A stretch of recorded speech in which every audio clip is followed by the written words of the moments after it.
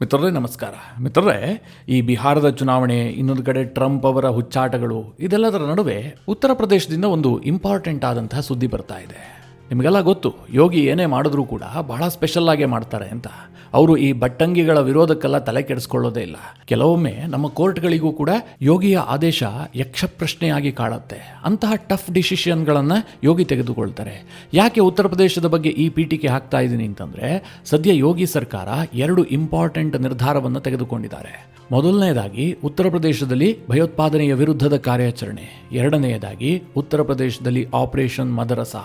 ಈ 2 ಕಾರ್ಯಾಚರಣೆಯನ್ನ ಉತ್ತರ ಪ್ರದೇಶದ ಪೊಲೀಸರು ಯಾವ ಮಟ್ಟಿಗೆ ನಡೆಸ್ತಾ ಇದ್ದಾರೆ ಅಂತಂದ್ರೆ, ಒಂದು ರೀತಿಯಲ್ಲಿ ಕೆಲವರಿಗೆ ನಡುಕ ಹುಟ್ಟಿಸಿದ್ದಾರೆ.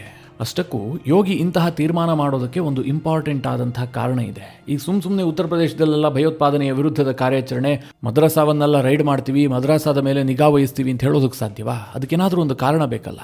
ಯೋಗಿಗೆ ಅಂತಹದೊಂದು ಕಾರಣ ಸಿಕ್ಕಿದೆ. ಹೀಗಾಗಿ ಇಡೀ ಉತ್ತರ ಪ್ರದೇಶದಾದ್ಯಂತ ಈ ಕಾರ್ಯಾಚರಣೆ ನಡೀತಾ ಇದೆ. ಇದರ ಬಗ್ಗೆ ಸ್ವಲ್ಪ ಡೀಟೇಲ್ ಆಗಿ ನಿಮಗೆ ಮಾಹಿತಿ ಕೊಡುವಂತಹ ಪ್ರಯತ್ನ ಮಾಡ್ತೀನಿ. ನೀವು ಈ ವಿಡಿಯೋನ ಕೊನೆವರೆಗೂ ಮಿಸ್ ಮಾಡದೆ ನೋಡಿ.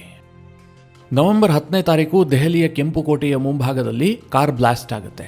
ಮಿತ್ರರೇ, ದೆಹಲಿಯ ಬಾಂಬ್ ಬ್ಲಾಸ್ಟ್ ಎಷ್ಟು ಭೀಕರವಾಗಿತ್ತೋ, ಅದಾದ ಬಳಿಕ ಆ ಉಗ್ರ ಜಾಲ ತೆರೆದುಕೊಳ್ತಲ್ಲ, ಆ ಡಾಕ್ಟರ್ ಮಾಡ್ಯೂಲ್, ಅದು ಆ ಸ್ಫೋಟಕ್ಕಿಂತಲೂ ಕೂಡ ಭೀಕರವಾಗಿತ್ತು. ಅವರೇನು ಸಣ್ಣ ಪುಟ್ಟ ಪ್ಲಾನ್ಗಳನ್ನು ಮಾಡಿಕೊಂಡಿರಲಿಲ್ಲ. ಒಂದು ವೇಳೆ ನಮ್ಮ ಪೊಲೀಸರು ಅದನ್ನು ಪತ್ತೆ ಹಚ್ಚದೇ ಇದ್ದಿದ್ರೆ ಇವತ್ತು ದೇಶದಲ್ಲಿ ಏನಾಗ್ತಾ ಇತ್ತು ಅಂತ ಹೇಳೋದಕ್ಕೆ ಯಾರಿಗೂ ಕೂಡ ಸಾಧ್ಯ ಇಲ್ಲ. ದೆಹಲಿಯ ಬ್ಲಾಸ್ಟ್ ಕೇವಲ ಟ್ರೈಲರ್ ಅಷ್ಟೇ. ಈ ಉಗ್ರಗಾಮಿ ಡಾಕ್ಟರ್ಗಳು ಪಿಕ್ಚರ್ ಅನ್ನ ಬಾಕಿ ಇಟ್ಕೊಂಡಿದ್ರು. ಆದಷ್ಟು ಶೀಘ್ರದಲ್ಲಿ ರಿಲೀಸ್ ಮಾಡೋದಕ್ಕೆ ಎಲ್ಲಾ ರೀತಿಯಲ್ಲೂ ತಯಾರಿಯಾಗಿತ್ತು. ಹೀಗಾಗಿ ದೇಶದಲ್ಲಿ ಅದೆಷ್ಟು ಜನ ಸಾಯ್ತಾ ಇದ್ರು, ಅದೆಂತಹ ಕೃತ್ಯಗಳಾಗ್ತಾ ಇದ್ವು, ಯಾರೂ ಕೂಡ ಊಹೆ ಮಾಡೋದಕ್ಕೆ ಸಾಧ್ಯ ಇಲ್ಲ. ಆದರೆ ಅದೃಷ್ಟವಶಾತ್ ನಮ್ಮ ಪೊಲೀಸರು ಎಲ್ಲವುದನ್ನು ಕೂಡ ಬಯಲಿಗೆಳೆದಿದ್ದಾರೆ. ಮಿತ್ರರೇ, ಇಂತಹ ಘಟನೆಗಳು ನಡೀತಾವಲ್ಲ, ಆ ಸಂದರ್ಭದಲ್ಲಿ ಸ್ವಲ್ಪ ಜಾಸ್ತಿನೇ ಆಕ್ಟಿವ್ ಆಗುವಂತಹದ್ದು ಉತ್ತರ ಪ್ರದೇಶ. ಅದಕ್ಕೆ ಕಾರಣ ಕೂಡ ಇದೆ. ಇಡೀ ದೇಶದ ಚಿತ್ರಣ ಒಂದು ರೀತಿಯಲ್ಲಿದ್ದರೆ ಉತ್ತರ ಪ್ರದೇಶದ ಚಿತ್ರಣ ಇನ್ನೊಂದು ರೀತಿಯಲ್ಲಿರುತ್ತೆ. ನಮ್ಮ ರಾಜ್ಯಗಳೆಲ್ಲ ಅಷ್ಟೆಲ್ಲ ತಲೆ ಕೆಡಿಸ್ಕೊಳ್ಳೋದಿಲ್ಲ. ಆದಮೇಲೆ ನೋಡೋಣ ಬಿಡಿ ಅಂತ ಹೇಳೋದೇ ಜಾಸ್ತಿ. ಯಾಕೆಂದರೆ ನಮ್ಮ ಸರ್ಕಾರಕ್ಕೆ ಅದ್ರ ಬಗ್ಗೆ ಎಲ್ಲ ಅಷ್ಟು ಇಂಟ್ರೆಸ್ಟ್ ಇಲ್ಲ. ಆದರೆ ಯೋಗಿ ಹಾಗೆ ಮಾಡಿಲ್ಲ. ತಕ್ಷಣ ಆಕ್ಟಿವ್ ಆದರು. ತನ್ನ ಪೊಲೀಸರಿಗೆ ಖಡಕ್ ಆದಂತಹ ಸೂಚನೆಯನ್ನು ಕೊಟ್ಟರು. ಯೋಗಿ ಹೀಗೆ ಸೂಚನೆ ಕೊಡೋದಕ್ಕೊಂದು ಮುಖ್ಯವಾದಂತಹ ಕಾರಣ ಇದೆ. ಆ ಡಾಕ್ಟರ್ ಮಾಡ್ಯೂಲನ್ನು ಪೊಲೀಸರು ಭೇದಿಸಿದ್ರಲ್ಲ, ಆ ಸಂದರ್ಭದಲ್ಲಿ ಅರೆಸ್ಟ್ ಆಗಿದ್ದಂತಹ ಉಗ್ರೆ ಶಹೀದ ಇದ್ದಾಳಲ್ಲ, ಆಕೆಯ ಮೂಲ ಉತ್ತರ ಪ್ರದೇಶ ಆಗಿತ್ತು. ಹೀಗಾಗಿ ಆಕೆಯ ತಮ್ಮ ಫರ್ವೇಜ್ ಅನ್ಸಾರಿಯನ್ನು ಕೂಡ ಪೊಲೀಸರು ಬಂಧಿಸಿದ್ರು. ಆತನನ್ನು ಕೂಡ ವಿಚಾರಣೆಗೊಳಪಡಿಸಿದ್ರು. ಇದಾಗ್ತಿದ್ದ ಹಾಗೆ ಮಿತ್ರರೇ, ಗುಜರಾತ್ನಲ್ಲಿ 2 ಉಗ್ರರನ್ನು ಬಂಧಿಸಲಾಯಿತು. ಆ 2 ಉಗ್ರರ ಮೂಲವೂ ಕೂಡ ಉತ್ತರ ಪ್ರದೇಶದ ಒಂದು ಮದರಸಾ ಅಂತ ತಿಳಿದು ಬಂತು. ಈ ಎಲ್ಲ ಬೆಳವಣಿಗೆಗಳಿಂದ ಉತ್ತರ ಪ್ರದೇಶ ಪೊಲೀಸರಿಗೆ ಸ್ವಲ್ಪ ತಲೆ ಬೆಚ್ಚಗಾಗಿತ್ತು. ಯಾಕೆಂದ್ರೆ ಈ ಹಿಂದೆ ಉತ್ತರ ಪ್ರದೇಶ ಅನೇಕ ಭಯೋತ್ಪಾದನಾ ಚಟುವಟಿಕೆಗಳಿಗೆ ತವರೂರಾಗಿತ್ತು. ಯಾವುದೇ ಭಯೋತ್ಪಾದನಾ ಚಟುವಟಿಕೆ ಆದರೂ ಕೂಡ ಅದರ ಮೂಲವನ್ನು ಹುಡುಕಿ ಹೊರಟ್ರೆ ಅದು ಉತ್ತರ ಪ್ರದೇಶಕ್ಕೆ ಬಂದು ನಿಲ್ತಾ ಇತ್ತು. ಮತ್ತೊಮ್ಮೆ ಉತ್ತರ ಪ್ರದೇಶದಲ್ಲಿ ಅಂತಹ ಜಾಲ ವಿಸ್ತರಣೆ ಆಗ್ತಾ ಇದೆಯಾ, ಈ ಅನುಮಾನ ಪೊಲೀಸರಿಗೂ ಬಂದಿತ್ತು, ಇನ್ನೊಂದು ಕಡೆ ಯೋಗಿ ಸರ್ಕಾರಕ್ಕೂ ಕೂಡ ಬಂದಿತ್ತು. ಹೀಗಾಗಿ ಯೋಗಿ ಸರ್ಕಾರ ತಕ್ಷಣಕ್ಕೆ ಆಕ್ಟಿವ್ ಆಗುವಂತೆ ಪೊಲೀಸರಿಗೆ ಸೂಚನೆಯನ್ನು ಕೊಡುತ್ತೆ. ಒಂದು ಕಡೆ ಉತ್ತರ ಪ್ರದೇಶದ ಪೊಲೀಸರು, ಇನ್ನೊಂದು ಕಡೆ ಉತ್ತರ ಪ್ರದೇಶದ ಭಯೋತ್ಪಾದನಾ ನಿಗ್ರಹ ದಳ, ಇಬ್ಬರೂ ಕೂಡ ನಿರಂತರವಾಗಿ ಕಾರ್ಯಾಚರಣೆಗಳನ್ನು ಮಾಡ್ತಾರೆ. ಯಾರ್ಯಾರ ಮೇಲೆ ಅನುಮಾನ ಇದೆಯೋ ಎಲ್ಲರನ್ನೂ ಕೂಡ ಎತ್ತಾಕೊಂಡ್ಬಂದು ವಿಚಾರಣೆಗೊಳಪಡಿಸುವಂತಹ ಕೆಲಸ ಆಗತ್ತೆ. ಅಂದರೆ ದೆಹಲಿ ಬ್ಲಾಸ್ಟ್ ಆಗಿ ಈ ಡಾಕ್ಟರ್ ಮಾಡ್ಯೂಲ್ ಏನು ಬೆಳಕಿಗೆ ಬಂತಲ್ಲ, ಅದಾದ ಬಳಿಕ ಉತ್ತರ ಪ್ರದೇಶದ ಪೊಲೀಸರು ಒಂದು ಕ್ಷಣವನ್ನು ಕೂಡ ವೇಸ್ಟ್ ಮಾಡ್ತಾ ಇಲ್ಲ. ನಿರಂತರವಾಗಿ ರೈಡ್ಗಳನ್ನು ಮಾಡ್ತಾ ಇದ್ದಾರೆ. ನಮ್ಮ ದೇಶದಲ್ಲಿ ರಾಷ್ಟ್ರೀಯ ತನಿಖಾ ಸಂಸ್ಥೆಗಳು ಯಾವ ರೀತಿಯಾಗಿ ರೈಡ್ಗಳನ್ನು ಮಾಡ್ತಾವೋ ಅದೇ ಮಾದರಿಯಲ್ಲಿ ಉತ್ತರ ಪ್ರದೇಶದ ಪೊಲೀಸರು ರೈಡ್ಗಳನ್ನು ಮಾಡ್ತಾ ಇದ್ದಾರೆ. ಜೊತೆಗೆ ಉತ್ತರ ಪ್ರದೇಶದ ಭಯೋತ್ಪಾದನಾ ನಿಗ್ರಹ ದಳವೂ ಕೂಡ ರೈಡ್ಗಳನ್ನು ಕಂಡಕ್ಟ್ ಮಾಡ್ತಾ ಇದೆ. ಇದರ ನಡುವೆ ಉತ್ತರ ಪ್ರದೇಶದ ಭಯೋತ್ಪಾದನಾ ನಿಗ್ರಹ ದಳಕ್ಕೆ ಒಂದು ಅನುಮಾನ ಬರುತ್ತೆ. ಉತ್ತರ ಪ್ರದೇಶದ ಮದರಸಾಗಳನ್ನು ಕೂಡ ಸ್ವಲ್ಪ ಪರಿಶೀಲನೆ ಮಾಡಬೇಕು ಅಂತ. ಹೀಗಾಗಿ ನವೆಂಬರ್ 15ನೇ ತಾರೀಕು ಅವರು ಉತ್ತರ ಪ್ರದೇಶದ ಅಲ್ಪಸಂಖ್ಯಾತ ಕಲ್ಯಾಣ ಇಲಾಖೆಗೆ ಒಂದು ಲೆಟರ್ ಅನ್ನು ಬರೀತಾರೆ. ಉತ್ತರ ಪ್ರದೇಶದಲ್ಲಿರುವಂತಹ ಪ್ರತಿ ಮದರಸಾದ ದಾಖಲೆಗಳು ನಮಗೆ ಬೇಕು.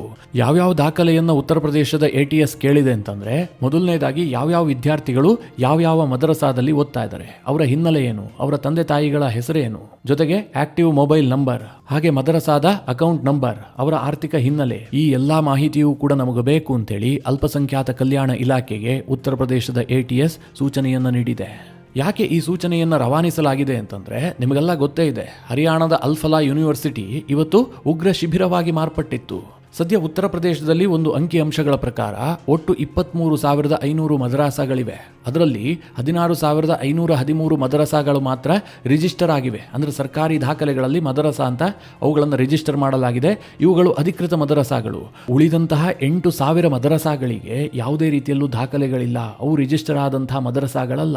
ಇನ್ನು ಈ 23,500 ಮದರಸಾಗಳಿದಾವಲ್ಲ, ಅದರಲ್ಲಿ ಸರ್ಕಾರ ಕೇವಲ 560 ಮದರಸಾಗಳಿಗೆ ಮಾತ್ರ ಗ್ರಾಂಟ್ ಅನ್ನು ರಿಲೀಸ್ ಮಾಡುತ್ತೆ.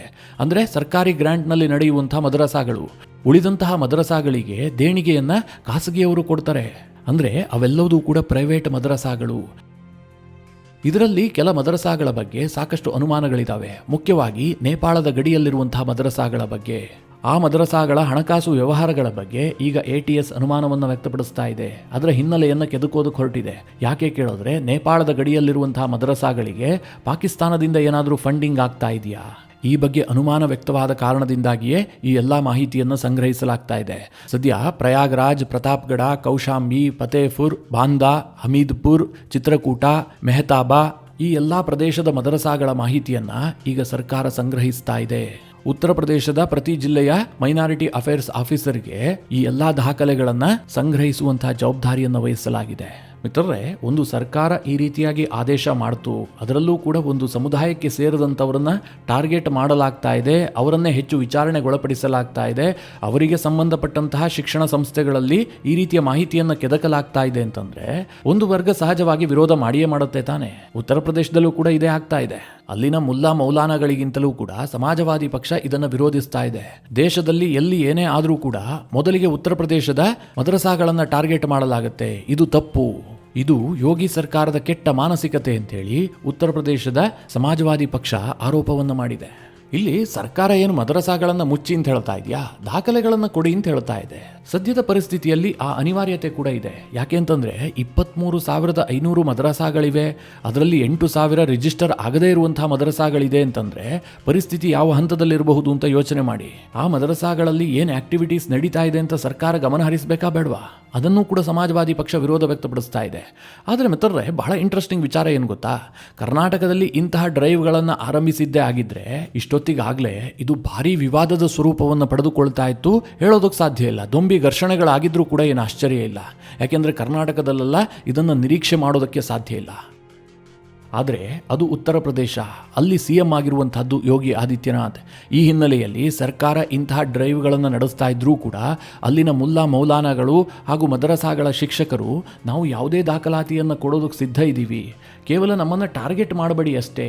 ಎಲ್ಲೋ ಒಂದು ಕಡೆ ಭಯೋತ್ಪಾದನಾ ಚಟುವಟಿಕೆ ನಡೀತು ಅಂತಂದರೆ ಎಲ್ಲ ಮದರಸಾಗಳನ್ನು ಕೂಡ ಅದೇ ದೃಷ್ಟಿಯಲ್ಲಿ ನೋಡಬೇಡಿ ಅನ್ನುವಂಥದ್ದಷ್ಟೇ ನಮ್ಮ ಆಗ್ರಹ ಅಂತ ಸರ್ಕಾರಕ್ಕೆ ಅವರು ಮನವಿ ಮಾಡ್ಕೊಳ್ತಾ ಇದ್ದಾರೆ.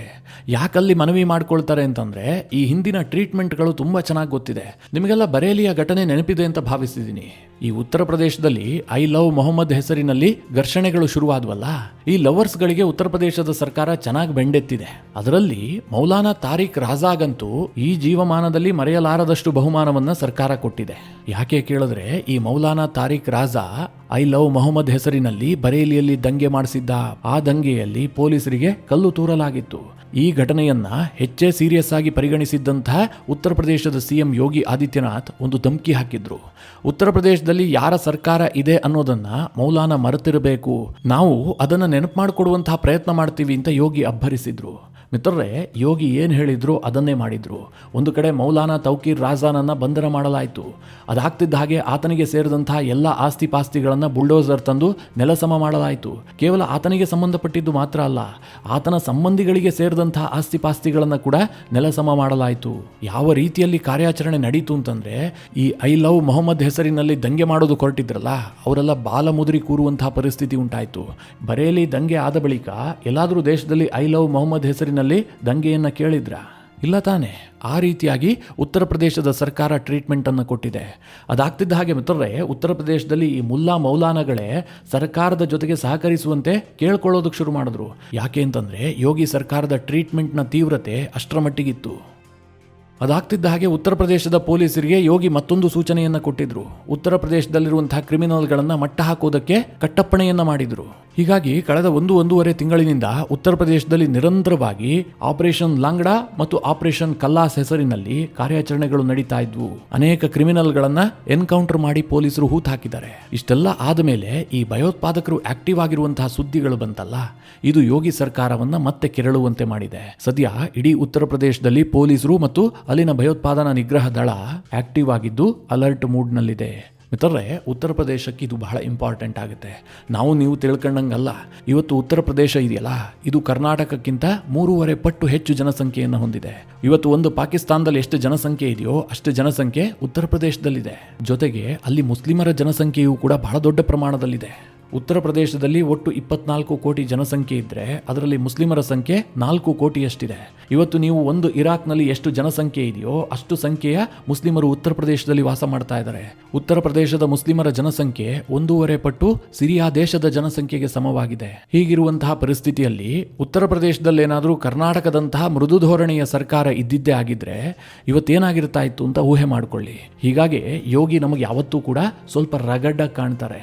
ಅವರು ಕೈಗೊಳ್ಳುವಂತಹ ನಿರ್ಧಾರಗಳು ಕೂಡ ಅಷ್ಟೇ, ಇಡೀ ದೇಶ ಅಬ್ಬಬ್ಬ ಅನ್ನುವ ಹಾಗೆ ಇರುತ್ತೆ. ಹೀಗಾಗಿ ಇವತ್ತು ದೇಶದಲ್ಲಿ ಯೋಗಿಗೆ ಯೋಗಿನೇ ಸರಿಸಾಟಿ. ಯೋಗಿಯ ಆಡಳಿತ ಮಾದರಿಯನ್ನು ಇನ್ಯಾರೂ ಕೂಡ ಅನುಸರಿಸೋದಕ್ಕೆ ಸಾಧ್ಯ ಇಲ್ಲ. ಮಿತ್ರರೇ, ಈ ವಿಚಾರದ ಕುರಿತಾಗಿ ನೀವೇನು ಹೇಳ್ತೀರಿ? ನಿಮ್ಮ ಅನಿಸಿಕೆ ಅಭಿಪ್ರಾಯವನ್ನು ಕಮೆಂಟ್ ಮಾಡುವ ಮೂಲಕ ನಮಗೆ ತಿಳಿಸಿ. ಹಾಗೆ ನಿಮಗೆ ಈ ವಿಡಿಯೋ ಇಷ್ಟವಾದರೆ ಲೈಕ್ ಮಾಡಿ. ಜೊತೆಗೆ ನೀವಿನ್ನೂ ನಿಮ್ಮ ನೆಚ್ಚಿನ ಸಂಸ್ಕಾರ ಸೌರಭ ಯೂಟ್ಯೂಬ್ ಚಾನಲ್ನ ಸಬ್ಸ್ಕ್ರೈಬ್ ಮಾಡಿಲ್ಲ ಅಂತಾದರೆ ಈ ಕೂಡಲೇ ಸಬ್ಸ್ಕ್ರೈಬ್ ಮಾಡಿ. ಮುಂದಿನ ಎಲ್ಲ ಅಪ್ಡೇಟ್ಗಳ ನೋಟಿಫಿಕೇಷನ್ಗಾಗಿ ಬೆಲ್ ಐಕಾನ್ ಒತ್ತಿ.